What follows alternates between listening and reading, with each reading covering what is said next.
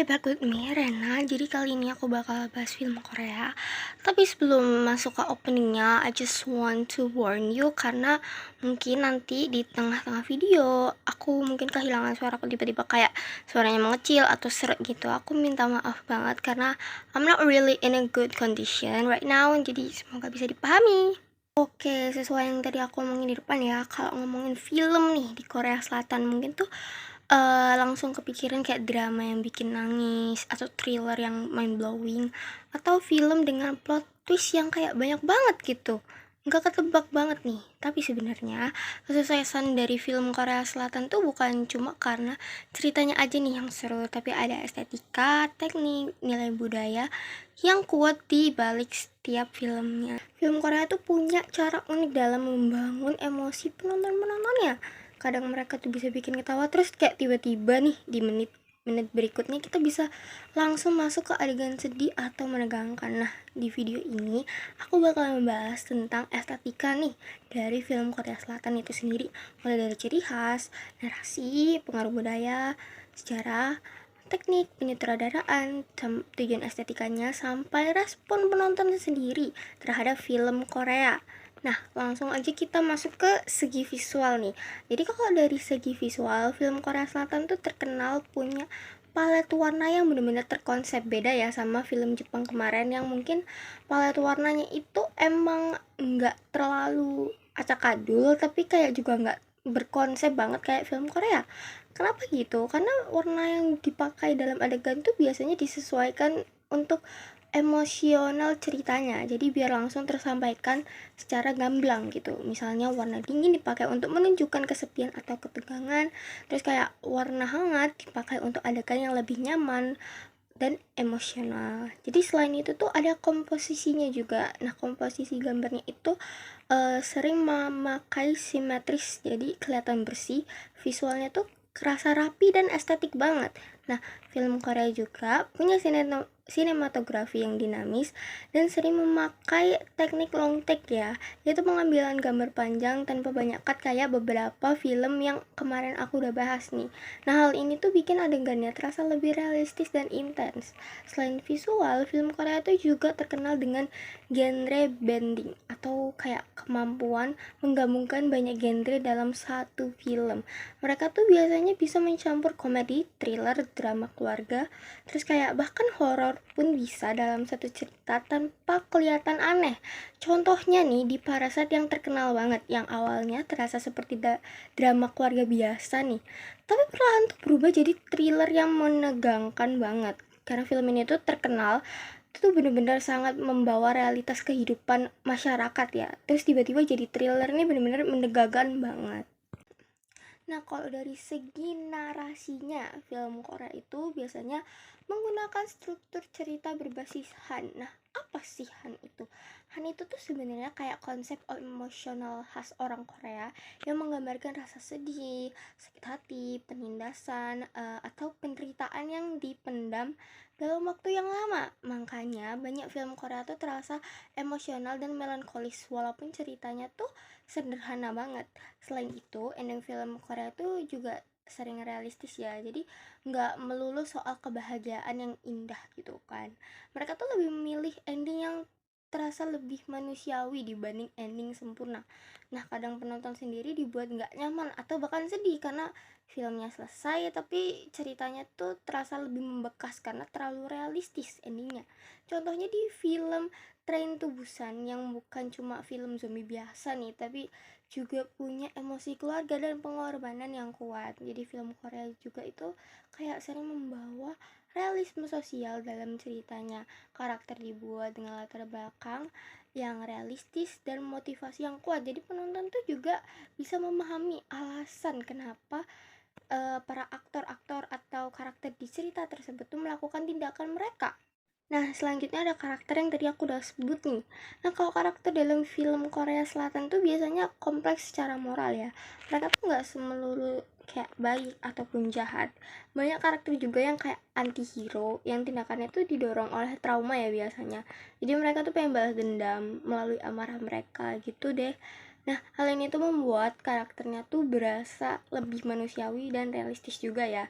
Contohnya di film yang namanya Old Boy, karakter utamanya tuh dipenuhi rasa dendam dan trauma yang membuat penonton tuh ikut merasakan tidak nyaman secara emosional. Selain itu, aktor dan aktris Korea juga totalitas banget dalam aktingnya mereka nih, karena natural banget ya rata-rata. Nah, ekspresi emosinya juga sering terlihat sangat nyata ya, sehingga penonton lebih mudah terbawa suasana. Makanya banyak penonton itu bisa ikut nangis atau stres saat menonton drama dan film Korea.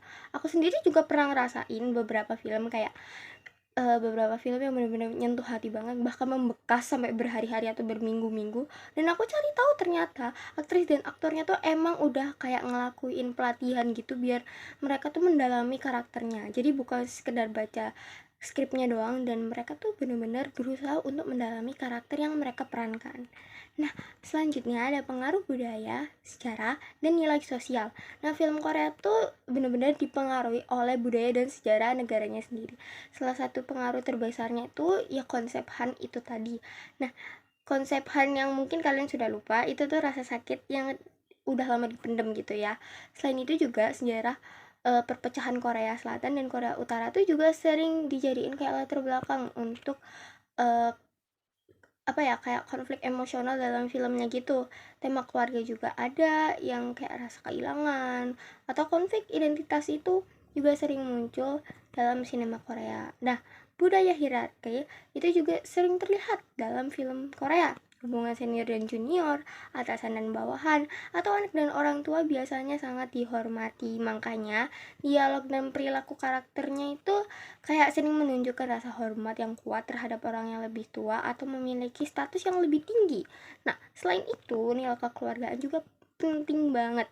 Banyak karakter yang kayak rela berkorban demi keluarga mereka. Contohnya bisa kita lihat di Miracle in Cell nomor 7. Itu kan lumayan terkenal ya, bukan lumayan lagi sih, tapi terkenal banget sampai masuk Indonesia juga. Yang fokusnya itu pada hubungan ayah dan anak yang emosi dan ya kayak bener-bener melekat banget gitu ke perasaan para penonton. Hal ini tuh juga kayak membangun persepsi bahwa ini tuh realita masyarakat Korea Selatan, walaupun nggak Korea Selatan doang ya, jadi seluruh dunia pun pasti juga merasakan hal yang sama di Miracle in Cell nomor 7 itu tadi. Kita masuk bagian terakhir, yaitu respon penonton lokal dan global terhadap film Korea Selatan yang cukup beragam. Seperti yang aku bilang tadi, jadi film Korea Selatan tuh nggak cuma kayak film horor atau film romance yang terkenalnya. Mereka tuh punya banyak banget film-film yang berbeda genre, dan itu tuh tetap mendunia gitu. Nah, kalau dari respon penonton lokal tuh biasanya lebih mudah memahami dari simbol budaya, nilai sosial, dan juga konteks emosional yang ada di dalam cerita. Tapi kalau dari penonton global tuh lebih condongnya tuh ke fokus di visual, emosi, dan alur cerita secara umum kayak psikologis tadi ya. Walaupun gitu, justru banyak penonton internasional lebih tertarik karena film Korea tuh terasa unik dan berbeda dari Hollywood. Film Korea juga cukup mudah dipahami lintas budaya karena sering mengangkat tema universal seperti cinta, keluarga, perjalanan hidup, kematian, dan pengorbanan. Visual yang kuat dan emosi yang jelas juga membantu penonton tuh mudah memahami walaupun berasal dari budaya yang berbeda. Tapi ada juga beberapa bagian yang sulit dipahami oleh para penonton internasional, terutama jika berkaitan dengan simbol budaya lokal, humor khas Korea, atau filosofi tertentu. Bahkan di X itu sering banget loh kayak bikin breakdown setiap scene, kayak ini para aktornya tuh sebenarnya kenapa sih ngelakuin gini atau ngomongin ini.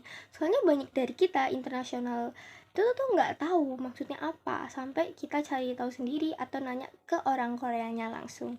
Nah, walaupun gitu, popularitas film dan series Korea tuh bener-bener meningkat terus di dunia. Kalau kalian lihat nih, di akhir-akhir ini nih, banyak banget film atau series Korea yang membludak. Jadi nggak cuma Hollywood aja yang menang nih di pasar dunia, tapi film Korea juga seperti series Squid Game nih yang terkenal banget, atau Crash Landing on You yang bolak-balik ada di TV Indonesia saking bosennya ya. Itu tuh berhasil nunjukin bahwa cerita Korea bisa diterima secara global karena emosinya terasa universal. Nah, jadi estetika film Korea itu bukan cuma sekedar eh, film yang indah atau plot twist yang ngejutin, tapi ya di balik itu semua ada pengaruh budaya, sejarah, emosi dan kritik sosial yang sangat kuat yang makanya itu dijadiin film. Nah, film Korea sendiri berhasil menggabungkan hiburan dengan keadaan emosional sehingga penonton tuh bukan cuma menikmati ceritanya tapi juga ikut merasakan tekanan, kesedihan, dan perjuangan karakter di dalamnya. Mungkin itu ya kenapa film Korea itu bisa begitu mendunia, karena mereka tuh nggak cuma membuat penonton terhibur tapi juga membuat penonton lebih dekat, dan apa ya, sisi manusiawi dari sebuah cerita tuh lebih terasa di kita. Itu aja mungkin dari aku tentang film Korea yang benar-benar seru untuk dibahas, karena aku sendiri juga suka banget sama film Korea. Mungkin sekiranya ada salah kata mohon dimaafkan. Terima kasih.